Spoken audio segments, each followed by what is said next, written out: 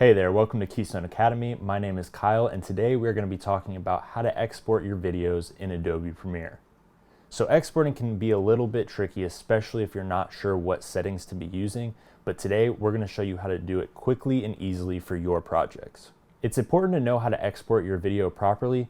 That way when you go to view it fresh out of Premiere, it's not little things that are holding it back from being the great video that you made it to be. For example, you could have the wrong resolution, the wrong frame rate, or you could even be missing video or audio if you don't click the right boxes. So let's say you're totally done editing your video and you're ready to share it wherever that may be. So what you're going to want to do is create an in and out point wherever you want your export to take place in your sequence. And if you don't create an in and out point, it will just select them for you based on the beginning and end of the sequence. Now the problem with that is, number one, you might not actually want all of that sequence included in your export. And number two, if you don't create an out point a frame or two before the video actually ends, you will get a black frame at the end of your video, which you might want, but in some cases you might not. So once you've created your in and out points, what you're going to want to do is go to File, Export, Media, and that'll open up your export settings. The keyboard shortcut for that is Control-M on Windows and Command-M on Mac. So once you click on your sequence, if you hit Control-M or Command-M, that'll take you straight to these settings and you can get started preparing your export. So when I export most of my videos, I usually use the format H.264, and that will create an MP4 file, which is not only very compressed, but it's also very high quality video, which will work for most platforms. There are plenty of other options though, so make sure you explore and get the format that works best for what you're trying to do. And then you choose a preset based on the type of video that you've created and where you want it to go. So for example, there are presets for YouTube in different resolutions, there are presets for Vimeo, and all kinds of other stuff, including some social media platforms that you can use when you're trying to export videos specifically for those platforms. But in this case, we're going to go ahead and choose YouTube 1080p. Then if you go ahead and click on the blue output name, that'll allow you to not only rename your file, but also to choose the output destination. So make sure you pay attention to this because this is where your exported video is going to end up.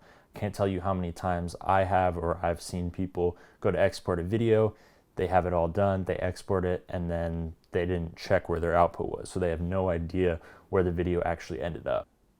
So there are a lot of settings on these pages and it can seem a little bit overwhelming, especially if you don't know what you're looking for, but in general, you really won't have to change too much. So what I always make sure to look for is make sure that both my video and audio boxes are checked.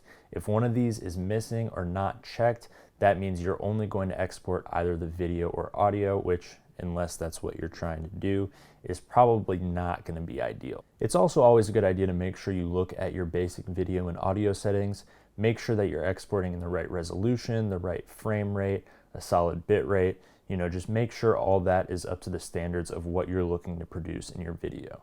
So like I said, most of this is actually pretty simple. Don't get intimidated by all the options. You really won't have to change much. You just want to double check and make sure that you're exporting your video the way you want it to be exported. So once you've got all your settings set up and you're ready to export, you'll see two options at the bottom of the window that you can choose from. The first one is Export, which will just export immediately using Adobe Premiere.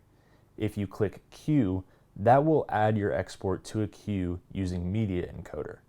Now this has a couple benefits, one of them being if you're exporting a bunch of videos from the same or different projects, you can actually put them all in a queue and just press play, and that'll go ahead and export all of them in order. That way you can go do something else, you can go read a book, go watch a TV show while your stuff's exporting. You don't have to sit there, export one, wait for it to finish, and then go on to the next one.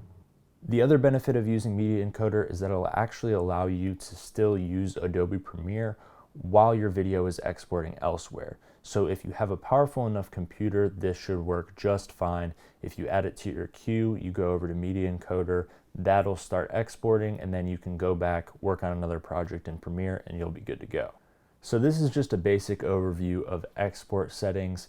And there's a lot more detail I could go into about, different settings for different types of videos on different platforms. But hopefully this gives you kind of a general idea of what you'll be looking for when you go to export your videos.